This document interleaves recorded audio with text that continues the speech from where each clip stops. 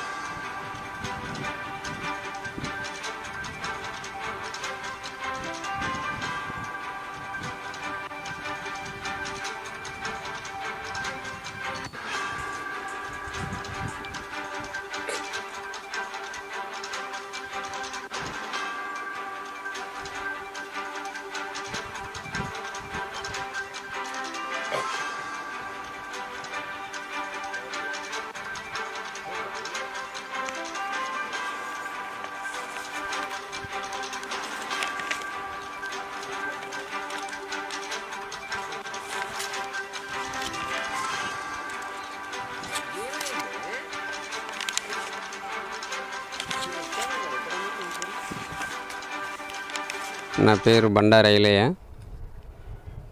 Market వెనకాల survey number 47/A ఉన్నటువంటి భూమి నాకు మా అమ్మా నాన్న ద్వారా వంశపారంపరంగా నాకు సంక్రమించింది.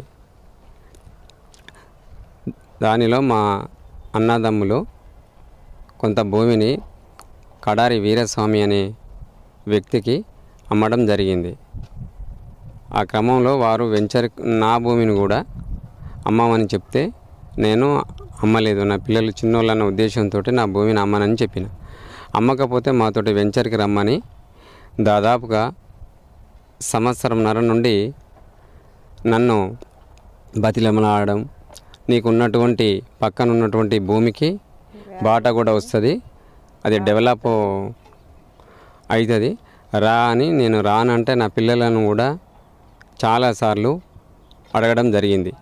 అడిగితే మేము ఒకసారి ఆలోచన చేసుకొని నేనైతే మీకు వెంచర్కు రాలేను, నాకు లంసంగా నాకున్నటువంటి 37 గుంటల 75 పైసల భూమికి 3,000 గజాలు అడగడం జరిగింది మొదటగా.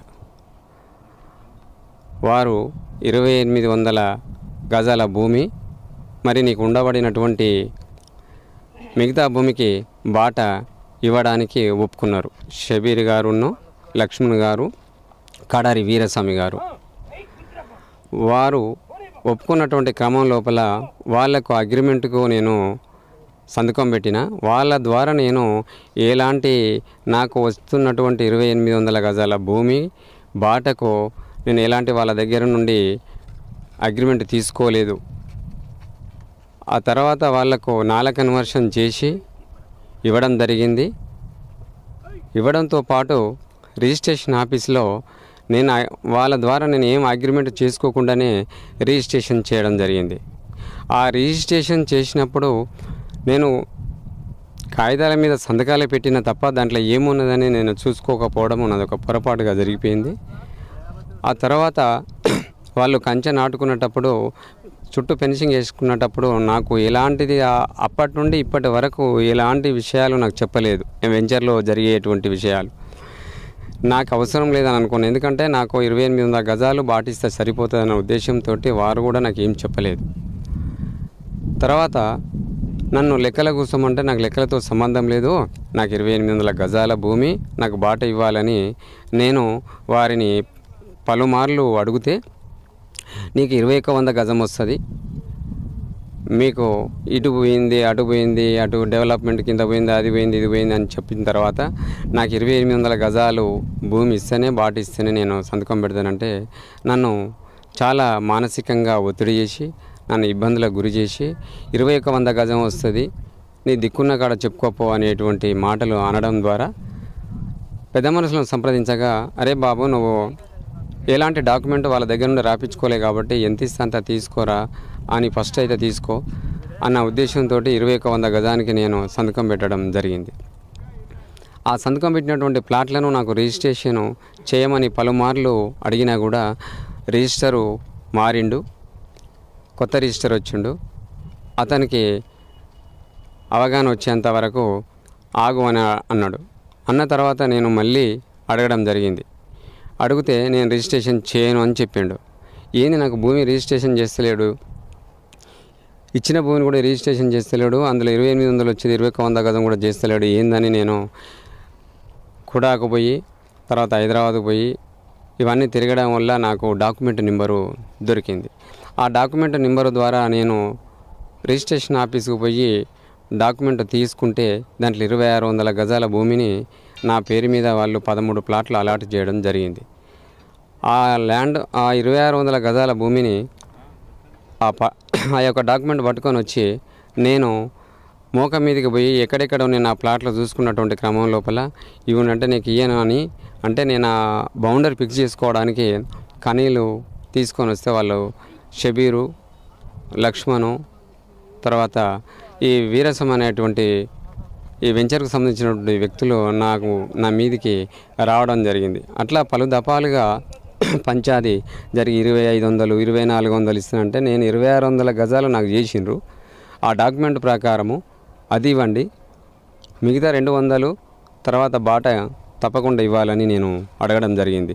నువ్వు ఎక్కడ చెప్పుకుంటావు చెప్పుకోపో, నీ దిక్కున్న చోట నీకు ఎలాంటిది ఇచ్చే పరిస్థితి ఉండదు, అవసరం అనుకుంటే నీ భూమిలో బావి దొబ్బించి నీ భూమి నీకు ఇచ్చేస్తాము, నీ కాలువ నీ భూమి నీకు పైప్ లైన్ వేసి నీ కరెంటు బావికి కరెంటుకు శాంక్షన్ కూడా ఇచ్చేసి నీ భూమి నీకు ఇస్తామని అన్నారు.